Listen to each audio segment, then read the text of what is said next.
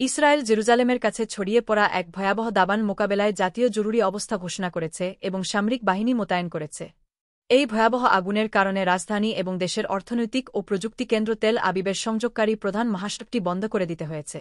কর্তৃপক্ষ জরুরি পরিষেবাগুলো পুরোপুরি সচল রাখা নিশ্চিত করতে বৃহস্পতিবারের নির্ধারিত সমস্ত স্বাধীনতা দিবসের অনুষ্ঠান বাতিল করেছে।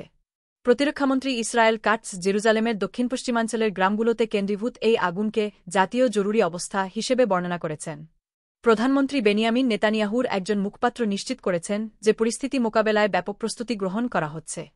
ইসরায়েলের জাতীয় অগ্নি ও উদ্ধার কর্তৃপক্ষের প্রধান ইয়াল কাশপি সাংবাদিকদের বলেছেন, আগুন নিয়ন্ত্রণে আনতে অন্তত 2-4 ঘণ্টা সময় লাগবে।